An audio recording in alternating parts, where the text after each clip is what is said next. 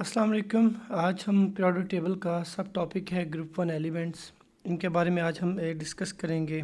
हम इनका इंट्रोडक्शन, इनकी फ़िज़िकल प्रॉपर्टीज़, इनकी केमिकल प्रॉपर्टीज़, उनको फिर हम डिस्कस करेंगे। फिर एग्जामिनेशन के पॉइंट ऑफ व्यू से जो लॉजिक्स हैं, जो रीज़न्स हैं, फिर हम उनको डिस्कस करेंगे। ठीक है, तो फ़र्स्ट हम क्या करते हैं, हम इसका भी इंट्रोडक्शन देखते हैं कि इनके इंट्रोडक्शन में हम क्या लिख सकते हैं about transition group one elements. ठीक है, अच्छा, जो ग्रुप वन एलिमेंट्स हैं इनको हम दूसरा जो इनका फेमस जो नेम है वो हम इनको बोलते हैं अल्कली मेटल्स। तो इंट्रोडक्शन में हम क्या लिखेंगे, नंबर वन पॉइंट है कि they are called alkali metals. अच्छा, इनको अल्कली हम क्यों कहते हैं? देखें, जो वर्ड अल्कली है ये अरेबिक टर्म ऐश, इसका मतलब होता है राख। ठीक है, जब वुड वगैरह को हम बर्न कर लेते हैं तो उसके बाद जो ऐश बनती है ना, उसको अब कहा जाता था कि उसके अंदर क्या होती हैं, अल्कली मेटल्स होती हैं। ठीक है, या ग्रुप वन। अब ये मेटल्स आपके पास लिथियम है, सोडियम, पोटासियम, रुबिडियम, सीजियम और ये फ्रेंशियम। तो ये ग्रुप वन के हमारे पास मेटल्स हैं। तो फर्स्ट पॉइंट हमारा क्लियर हो गया कि इनको हम क्या बोलते हैं, अल्कली मेटल्स कहते हैं। सेकंड, जो इनकी फेमस प्रॉपर्टी है, they are highly reactive. They are highly reactive. ठीक है ना, इमीडिएटली ये रिएक्ट कर लेते हैं। इसीलिए नेचर के अंदर हम इनको जो है, मतलब जैसे सोडियम है, अब लैब के अंदर हम सोडियम को ऐसे इंडिपेंडेंट नहीं रख देते। हम क्या करते हैं, हमारे पास एक कोई जार होगा, ठीक है ना, कोई भी बॉटल है या जार है सपोज हमारे पास, तो हम पहले क्या करते हैं, हम इसको पहले ऑयल के साथ फिल कर देंगे, ऑयल। फिर ऑयल के अंदर हम क्या करेंगे, सोडियम मेटल को हम, ठीक है ना, स्टोर करेंगे और ऊपर से हम इसको बंद रखेंगे। ऑयल में रखने का पर्पज़ ये होता है because they are highly reactive. तो ये वाटर के साथ रिएक्ट करके हाईली एक्जोथर्मिक, मतलब आप ये कह सकते हैं कि इसको आग लग जाती है। अगर आप जाएं यूट्यूब पे लिखें reactions of sodium with water, आपको बहुत सारी वीडियोस इसमें मिल जाएंगी। ठीक है, फिर ये सॉफ्ट होते हैं, ये जो मेटल्स होती हैं ये सॉफ्ट होती हैं। इवन कि हम इनको ब्लेड के साथ, हम इनको किसी नाइफ़ के साथ ईज़िली क्या कर सकते हैं, कट कर सकते हैं। और इनके जो कलर्स होते हैं वो फेमस होते हैं सिल्वरी वाइट, क्योंकि ये शाइनिंग भी होती है ना, तो इनके जो कलर्स होते हैं वो क्या होते हैं, सिल्वरी वाइट मेटल्स होती हैं ये, स्पेशली जो टॉप वाली होती हैं। ठीक है, अच्छा, एक पॉइंट है जिस पर अक्सर बच्चे कंफ्यूज, मैं यहाँ पे लिख रहा हूँ कि ये लो डेंसिटी होती है इन मेटल्स की। अब बच्चे कहते हैं सर हमने तो प्रॉपर्टीज़ में पढ़ा हुआ था कि जो मेटल्स होती हैं उनकी डेंसिटीज़ हायर होती हैं। देखिए, वो बात ठीक है, लेकिन जो ग्रुप वन की मेटल्स होती हैं इनको जब हम कंपेयर करते हैं ना ट्रांजिशन मेटल से, जैसे जो आयरन है, कॉपर है, ठीक है ना, सिल्वर है, तो उन मेटल्स के कंपैरिजन में अगर हम देखें तो ये बहुत सॉफ्ट होती हैं। ठीक है, जब ये सॉफ्ट होती हैं तो सॉफ्ट होने के साथ साथ इनकी जो डेंसिटी है फिर वो क्या होती है, लो डेंसिटी होती है। ठीक है, तो अब नेक्स्ट हम इनकी देखते हैं इनकी रिएक्टिविटी को, मतलब कि क्या इनकी जो रिएक्टिविटी किसकी ज़्यादा है, लिथियम की ज़्यादा है, सोडियम की ज़्यादा। देखें, मैंने आपको फर्स्ट इंट्रोडक्शन वीडियो में ये बताया था कि जैसे लिथियम का एटॉमिक नंबर 3 होता है ना, इसके 2 शेल्स होते हैं। फर्स्ट शेल में 2 इलेक्ट्रॉन आते हैं और सेकंड में इसका क्या आ जाता है, 1 इलेक्ट्रॉन आ जाता है। ठीक है, फिर मैंने आपको बताया था सोडियम का एटॉमिक नंबर 11 होता है, इसका 3 होता है, इसका 11 होता है। पोटासियम है हमारे पास, आई थिंक इसका 19 होता है। ओके, हाँ मेरे ख्याल में 19 होता है इसका। अब देखो, जब ये 11 है ना तो फर्स्ट में 2 इलेक्ट्रॉन आएंगे, सेकंड में 8 आ जाएंगे और फिर लास्ट पे 1। अब देखो, ये फर्स्ट शेल है, सेकंड शेल है, फिर ये थर्ड शेल है। अब इसके कितने 19 है, फर्स्ट में 2, सेकंड में 8, थर्ड में फिर 8, 8 16 to 18। अब देखो यहाँ पे लास्ट पे 1 इलेक्ट्रॉन आ गया। लिथियम का क्या था, फर्स्ट शेल में 2 इलेक्ट्रॉन और सेकंड में क्या था, 1 इलेक्ट्रॉन। ठीक है, तो आप ये चीज़ देखें कि इसमें 2 शेल्स हैं, इसमें शेल 3 हो गए, इसमें शेल 4 हो गए। मतलब ऊपर से नीचे डाउन द ग्रुप क्या हो रहा है, शेल नंबर इंक्रीज़ होते जा रहे हैं। अब जैसे रुबीडियम हो गया ना, इसके 5 शेल होंगे, सीजियम के 6 होंगे और फ्रेंशियम के कितने होंगे, 7 होंगे। ठीक है, फिर एक और आप ऑब्ज़र्व करें, यहाँ पर ऑब्जर्वेशन ये है कि जो लास्ट इलेक्ट्रॉन है इसमें वो आपके पास 1 इलेक्ट्रॉन आ रहा है, इसमें भी लास्ट इलेक्ट्रॉन 1 है, इसमें भी लास्ट इलेक्ट्रॉन 1 है। तो इसका मतलब है जो ग्रुप वन के जितने एलिमेंट्स हैं इनका जो आखिरी शेल है, लास्ट शेल है, उसमें 1 इलेक्ट्रॉन है। ठीक है, और मैंने आपको बताया भी था कि इसी बेस पे इन सब की पूरा जो ग्रुप होता है, टॉप टू बॉटम जो हमारा ग्रुप होता है, इनकी केमिकल रिएक्टिविटी क्या होती है, डाउन द ग्रुप इंक्रीज़ होती रहती है, ठीक है।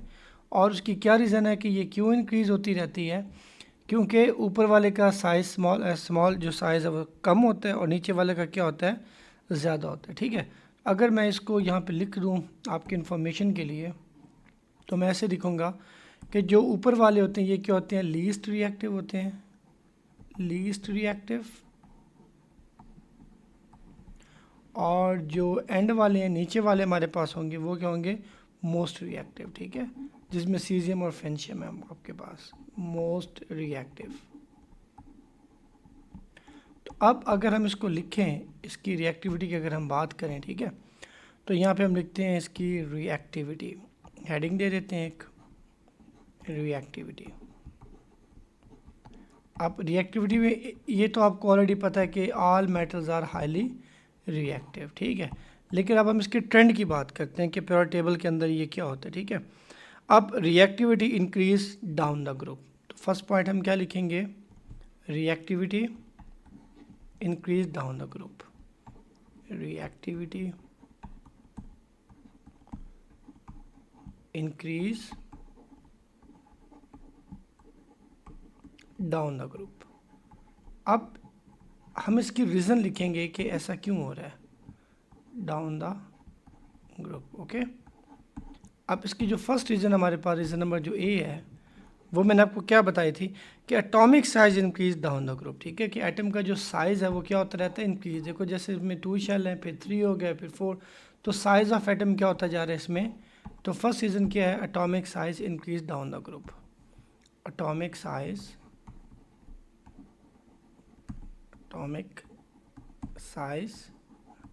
Increase, okay, down the group. तो ये इसके हमारे पास फर्स्ट लॉजिक आ गई, डाउन द ग्रुप। अब सेकेंड हमारे पास इसकी क्या रीज़न होगी कि जैसे जैसे इसका एटॉमिक साइज इंक्रीज़ होता है, तो जो हमारा वैलेंस इलेक्ट्रॉन होता है ना, ये बाहर वाला इलेक्ट्रॉन, देखो अब यहाँ अगर न्यूक्लियस है, सपोज करो यहाँ पे मैं कह देता हूँ कि एक न्यूक्लियस है इस जगह पे, तो ये न्यूक्लियस के करीब होगा, लेकिन ये न्यूक्लियस से बहुत ज़्यादा 1 दूर चला गया है, और ये जो 1 है ये सबसे ज़्यादा दूर है, ठीक है। तो कहने का मतलब ये होता है कि देखो जैसे ये हमारा न्यूक्लियस है, ये इसका शेल हमारे पास, ठीक है, तो ये न्यूक्लियस से बिल्कुल करीब है, तो इसको रिमूव करना मुश्किल होगा। और अगर हमारे पास ऐसे हो जाए, एक और शेल हम यहाँ पे ड्रॉ करते हैं, देखो अब ये इलेक्ट्रॉन जो है आउटर मोस्ट, ये इस न्यूक्लियस से और ज़्यादा दूर चला गया, ठीक है। और एक इसको अगर आप देखें तो ये जो आउटर मोस्ट इलेक्ट्रॉन है ये तो बहुत ज़्यादा उससे दूर चला जाएगा। अब इसको रिमूव करना इजी है, इसको रिमूव करना थोड़ा सा मुश्किल है, और इसको रिमूव करना, इसके इलेक्ट्रॉन को रिमूव करना और ज़्यादा मुश्किल है, क्योंकि आपको पता है जो मेटल्स होती हैं वो इलेक्ट्रॉन को लूज़ करती हैं, तो ये ईज़िली लूज़ कर देगी ना, जब ये ईज़िली लूज़ करेगी इसलिए ये ज़्यादा रिएक्टिव मेटल होगी, ठीक है। मेटल का जो कैरेक्टर होता है ना, मेटालिक कैरेक्टर, वो हम इसी बात से उसको आइडिया लगाते हैं कि वो कितना ईजिली अपना इलेक्ट्रॉन क्या कर सकता है, लूज़ कर सकता है। तो अब हम क्या लिखेंगे, the outer electron is further from the nucleus, ठीक है। जो हमारा आउटर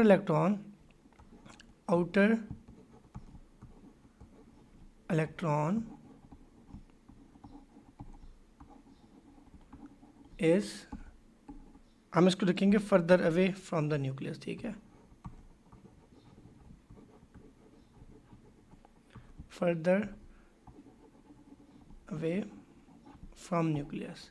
तो ये हमारा कंसेप्ट भी क्लियर हो गया कि जैसे जैसे एटॉमिक साइज इंक्रीज़ होता है तो जो वैलेंस इलेक्ट्रॉन है वो अपने न्यूक्लियस से दूर होता जाएगा, ठीक। अच्छा, अब जब वो उससे दूर होता जाएगा तो फिर क्या प्रॉब्लम आएगा, तो less attraction between nucleus and outer electron, ठीक है। उसकी रीज़न क्या फिर बनेगी, उसकी वजह से लेस अट्रैक्शन होगी, less attraction between nucleus and outer electron, nucleus and outer electron, okay. तो ये हमारा कंसेप्ट यहाँ से क्लियर हो गया इसकी रिएक्टिविटी को लेके, ग्रुप 1 की मेटल्स की, ओके।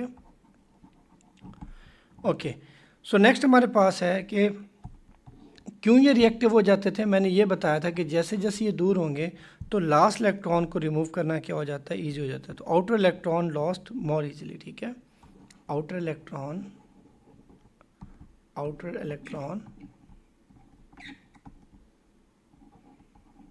लॉस्ट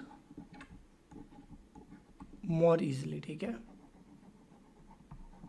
तो इसका मतलब ये हुआ कि metallic character increase down the group, जो मेटल्स का जो कैरेक्टर है ना इलेक्ट्रॉन लॉस करने वाला, वो इंक्रीज हो रहा है, ठीक है।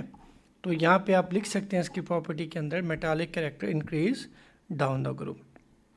अब देखो आपके जो इसकी अगर हम फिज़िकल प्रॉपर्टीज़ को देखें तो अगर हम इनकी अपीयरेंस की बात करें, देखें जैसे मैं यहाँ पे नया टैप कर लेता हूँ ताकि चीज़ें सारी मिक्स ना हो जाएं। फिज़िकल प्रॉपर्टीज़, कुछ प्रॉपर्टीज़ तो हमने पहले लिख ली थी कि जैसे ये सॉफ्ट होती हैं, डेंसिटी इनकी लो होती है, ठीक है, ये इनकी फ़िज़िकल प्रॉपर्टीज़ में आती हैं।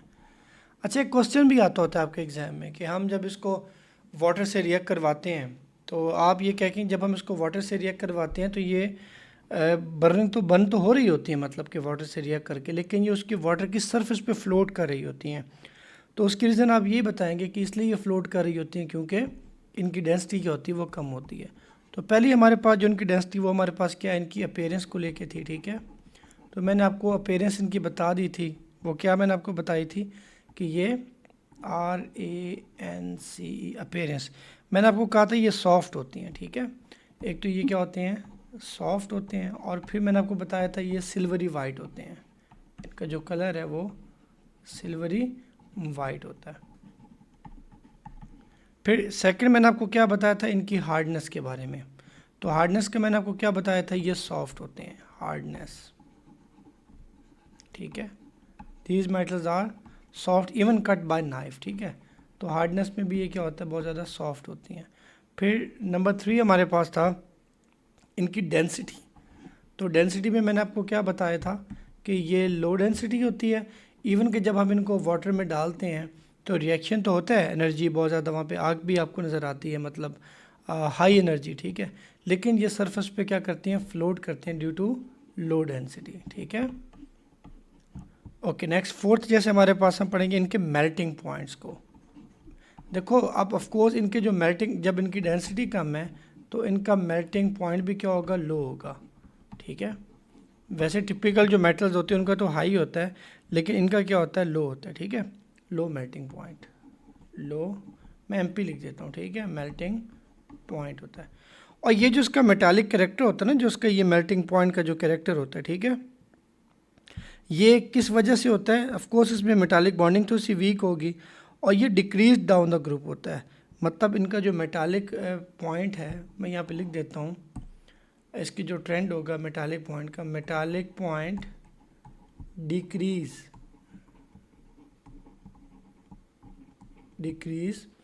Down the group, okay. और अगर हम इसकी डेंसिटी की भी अगर आप कहते हैं बात अगर हम कर लेते हैं, तो डेंसिटी इनकी क्या होती रहती है, वो डाउन द ग्रुप इंक्रीज होती रहती है, ठीक है। तो जो इनकी डेंसिटी होती है, ये मैंने आपको क्या बताया था, ये इंक्रीज होती है डाउन द ग्रुप। इसको मैं एरो यहाँ पे करके मैं लिख देता हूँ, इंक्रीज डाउन द ग्रुप, क्योंकि ये एग्जाम में समटाइम क्वेश्चन आते हैं, इनकी density increase down the group, okay. So next we have, मतलब अगर हम इनके बॉइलिंग पॉइंट की अगर बात करें तो आपको पता है ये भी क्या होते हैं, इनके लो बॉइलिंग पॉइंट होते हैं। जैसे इनके मेल्टिंग पॉइंट लो होते हैं, ऐसे इनके जो बॉइलिंग पॉइंट होते हैं वो भी क्या होते हैं, लो होते हैं, बॉइलिंग पॉइंट, ओके। अब मैंने क्या बताया, इनके बॉइलिंग पॉइंट क्या होते हैं, लो बॉइलिंग पॉइंट होते हैं। और अगर हम इनको ट्रेंड देखें पीरियोडिक टेबल के अंदर बॉइलिंग पॉइंट को क्या होता है, तो ये भी क्या होते हैं, बॉइलिंग पॉइंट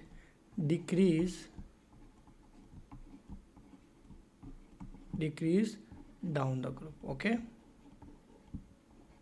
तो ये ट्रेंड के ज़्यादा क्वेश्चन आपके पीरियोडिक टेबल को अगर हम स्टडी कर रहे हैं ना, तो ये चीज़ें फिर हमें अच्छे से आनी चाहिए, ओके।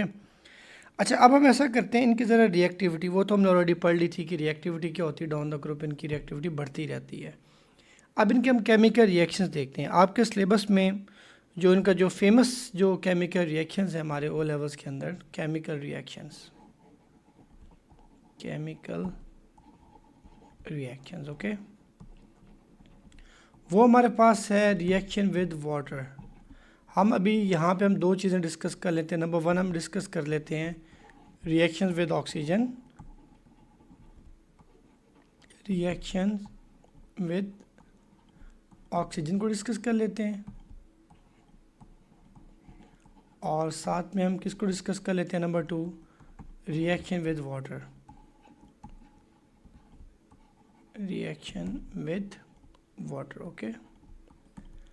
अब देखें जब ये ऑक्सीजन से रिएक्ट करते हैं तो ये ऑक्साइड बनाते हैं। अब ऑक्साइड क्या होता है, बॉन्डिंग कंपाउंड ऑफ ऑक्सीजन। जब ऑक्सीजन के साथ कोई और एलिमेंट अटैच होता है तो हम इसको क्या बोलते हैं, ऑक्साइड्स, ठीक है। तो ग्रुप वन के जो मेटल्स हैं हमारे पास, जब ये रिएक्ट करते हैं किसके साथ, ऑक्सीजन के साथ, तो ये क्या बनाते हैं। अब देखो फॉर एग्जांपल आपके पास है लिथियम है आपके पास। अब लिथियम को हम रिएक्ट करवाते हैं ऑक्सीजन गैस के साथ, ठीक है, तो ये क्या बन जाएगा, लिथियम ऑक्साइड, ठीक है। तो यहाँ पे आपको 2 लगाना पड़ेगा। ये हम पढ़ेंगे केमिकल बॉन्डिंग के अंदर कि मैंने यहाँ पे इसको 2 क्यों लगाया, ठीक है। फिर इसको बैलेंस अगर मैं करूँगा तो 2 2 4, यहाँ पे भी 2 आएगा और ये 4। तो प्लीज़ आपने एक मेक श्योर करना है आपकी जो केमिकल इक्वेशन है ये बैलेंस होनी चाहिए। इसको मैंने बैलेंस कैसे किया है, ये जब हम पढ़ेंगे टॉपिक अपना केमिकल बॉन्डिंग वाला या आयनिक बॉन्ड वाला, उसमें फिर ये मैं आपको सारा एक्सप्लेन करूँगा कि इसको हमने कैसे बैलेंस करना होता है। अब देखो जैसे सोडियम मेटल है आपके पास, ये अगर रिएक्ट करेगी किससे, ऑक्सीजन से, तो ये क्या बन जाएगा, सोडियम ऑक्साइड ओके, Na2O बनेगा। तो सेम यहाँ पे भी इसका भी 2 आ जाएगा और इसका भी यहाँ पे क्या आ जाएगा, 4। तो आपने यहाँ पे देखा जो इनके मेटालिक ऑक्साइड्स होते हैं, ये आपने याद रखना है, इनकी जो नेचर होती है वो होती है basic. Metallic oxides are basic in nature, ठीक है। जब इसको मैं वाटर में डिज़ोल्व करेंगे तो ये बेस बनाएंगे। अब नेक्स्ट हमारे पास है reaction with water, reaction with water, ठीक है। तो ये बड़ा फेमस है हमारे पास रिएक्शन विद वाटर, आपके एग्जाम में अक्सर ये क्वेश्चन आता होता है, रिएक्शन विद वाटर। अब सुने, जैसे हम इसको अगर वाटर में ऐड करते हैं, देखो M का मतलब मैंने मेटल लिख दिया, ये ग्रुप 1 की कोई भी मेटल है, आप M की जगह लिथियम लिख दें, सोडियम लिख दें, पोटाशियम लिख दें, ठीक है। ये M आपकी सॉलिड मेटल है, और जब ये फिज़िकल स्टेट है मतलब ये सॉलिड है। जब ये वाटर से रिएक्ट करती है, अब वाटर की फिज़िकल स्टेट क्या होती है, लिक्विड। इसको एक्वस नहीं लिखना, ठीक है, ये लिक्विड होता है। तो बेटे हमारे पास मेटल हाइड्रोक्साइड बनता है, मेटल MOH, मेटल हाइड्रोक्साइड, ठीक है। क्योंकि अब ये वाटर में डिज़ोल्व था तो इसलिए इसकी फ़िज़िकल स्टेट होगी एक्वस। और प्लस हमारे पास एक गैस बनती है, फेमस गैस हाइड्रोजन गैस। और मैंने आपको कहा था ना जब हम इन मेटल्स को पानी में ऐड करते हैं तो आग सी लग जाती है। देखो हाइड्रोजन गैस है, जो एनर्जी इतनी ज़्यादा रिलीज़ होती है, हाइड्रोजन उसको क्या करेगी, पिक कर लेगी। तो hydrogen is a flammable gas, ये आपने याद रखना है, hydrogen is a flammable okay, it is a flammable gas. अब वही बात है, इसको अगर हम बैलेंस करें, इनको अगर हम देखें कि क्या ये हमारी बैलेंस है ही नहीं, तो यहाँ पे आपको फिर वही 2 लगाना पड़ेगा, ठीक है। और वाटर में 2 2 4, ये इधर आपको 2 लगाना पड़ जाएगा, और साथ में आपको यहाँ पर, अब देखो मैं M की जगह क्या लिख देता हूँ, लिथियम लिखता हूँ। अब M की जगह अगर मैं लिथियम लिखूँ, ये है लिथियम M की जगह, प्लस वाटर हमारे पास क्या है, 2H2O। अब ये क्या बनेगा, लिथियम MOH का मतलब, M का मतलब मेटल, तो ये बन जाएगा लिथियम हाइड्रोक्साइड। आपको पता है जो चीज़ OH प्रोड्यूस करे वो अल्कली या बेस होती है, ठीक है। प्लस आपके पास क्या बनेगा, हाइड्रोजन गैस। तो इसको वैसे हमने बैलेंस करना है, यहाँ पर भी 2 आएगा हमारे पास, यहाँ पर भी, और यहाँ पर भी 2 आ जाएगा, ठीक है। अगर मैं इसकी जगह देखो सोडियम जैसे लिख रहा हूँ Na, ठीक है, M की जगह मैंने क्या लिख दिया, सोडियम, रिएक्ट विद वाटर, तो अब ये क्या बनाएगा हमारे पास, sodium hydroxide NaOH, sodium hydroxide बनेगा। प्लस इसमें क्या बनेगी, हाइड्रोजन गैस रिलीज़ होगी। तो यहाँ पे भी मुझे 2 लगाना पड़ेगा, फिर 2 लगाऊंगा और यहाँ पर भी 2। अब जैसे पोटासियम होता है, रिएक्ट्स विद वाटर, तो उसको भी हम 2H2O करेंगे, और ये क्या बना देगा, पोटासियम हाइड्रोक्साइड। क्या बनेगा, potassium hydroxide, plus hydrogen gas release होगी ओके। तो ये हमारे पास कुछ लिटिल बिट इन्फॉर्मेशन थी, ठीक है ना। अब इन रिएक्शंस की जो ऑब्जर्वेशंस है, जो मैंने आपको कहा था कि जब ये रिएक्शन होता है तो मैंने कहा था कि ये बड़ा यार ये क्यों उठ के उधर चला गया, सॉरी। तो ये हमारे पास H2O था, ठीक है। अब मैंने आपको बताया था इनके हम ऑब्जर्वेशंस में क्या लिखेंगे ऑफ दिस केमिकल रिएक्शंस। ये ऑब्जर्वेशंस आपके पेपर में अगर आप देखें ना, पास पेपर में, तो बहुत ज़्यादा आती हैं। फिर बच्चे कहते हैं सर हमें ऑब्जर्वेशंस का कैसे आइडिया होगा। तो मैंने आपको शुरू में बता दिया था कि ये जो होती हैं लो डेंसिटी होती हैं, इसलिए नंबर 1 हम लिखेंगे कि ये फ्लोट करती हैं on surface of water. Okay, floats on water surface, ठीक है। फ्लोट्स एंड मूव भी इसको लिख लेते हैं, and move on surface due to low density, ठीक है। एक तो हमें ये इसकी क्या ऑब्जर्वेशन मिलती है, ठीक है, क्योंकि इनकी लो डेंसिटी होती है। सेकेंड हम इनकी क्या ऑब्जर्वेशन लिखते हैं कि ये फिज़ हो जाती हैं। फिज़ का मतलब क्या होता है, जैसे आप कोको कोला या कोई कोल्ड ड्रिंक ओपन करते हैं तो आपको जो फिज़ी सा फील होता है, ठीक है ना, क्योंकि इनमें हाइड्रोजन गैस है। अगर आपसे कोई पूछे कि ये फिज़ हमें क्यों ऑब्जर्वेशन देती हैं, तो जहाँ पर आपके सिलेबस में हाइड्रोजन गैस या आपको कार्बन डाइऑक्साइड गैस मिले तो उसकी ऑब्जर्वेशन में आपने क्या लिखना है, इट फिजिस, ठीक है। तो ये फिजी या एफेरविसेंस की भी ऑब्जर्वेशन, ठीक है। एंड फिर ये डिज़ोल्व हो जाएंगे, ठीक है, एंड डिज़ोल्व्स। नंबर 3 आपकी क्या ऑब्जर्वेशन आएगी इस केमिकल रिएक्शन के अंदर, तो वो हम यहाँ पे लिखेंगे कि जो आपका जो सोल्यूशन बर्न करता है, जो फॉर्म होगा ना, वो अल्कलाइन सोल्यूशन है, ठीक है। अल्कलाइन सोल्यूशन फॉर्म्ड, अल्कलाइन, क्योंकि सब में हाइड्रोक्साइड है ना। ये देखो पोटेशियम हाइड्रोक्साइड, जो चीज़ जिसमें OH होता है, जैसे पोटेशियम हाइड्रोक्साइड, ये अल्कलाइन सोल्यूशन है, मतलब बेसिक सोल्यूशन होता है। एक तो मैंने आपको कहा था कि इनके जो ये ऑक्साइड्स होते हैं ये बेसिक के नेचर होते हैं, फिर जो इनके हाइड्रोक्साइड्स हैं इनकी नेचर भी क्या होती है, बेसिक, ठीक है। तो ये जो आपके पास सोल्यूशन बन रहा है, इसकी जो केमिकल नेचर है वो क्या होगी, alkaline solution formed, alkaline solution formed. Okay, अब next fourth one is, fourth हमारे इसमें क्या ऑब्जर्वेशन हो सकती है कि जो हाइड्रोजन गैस है वो प्रोड्यूस होती है, ठीक है। हाइड्रोजन गैस, हाइड्रोजन गैस, अब ये प्रोड्यूस कर लें या आप लिख दें कि ये इवॉल्व होती है वहाँ से, ठीक है, ये इवॉल्व होती है, ठीक है। और फिर क्या होता है, हम आगे इसका टेस्ट पढ़ेंगे हाइड्रोजन गैस का, और अल्कलाइन सोल्यूशन का भी फिर हम टेस्ट करेंगे। जो लिटमस रेड पेपर होता है उसको ये क्या कर देते हैं, ब्लू कर देते हैं, ठीक है। तो ये थोड़ा सा हमारा पॉइंट था अबाउट ग्रुप 1 एलिमेंट्स के बारे में। तो इंशाल्लाह नेक्स्ट वीडियो में हम देखेंगे ग्रुप 2 को, फिर हम ग्रुप 7 को, फिर हम ग्रुप 8 को 1 बाय 1 डिस्कस करेंगे। Thank you.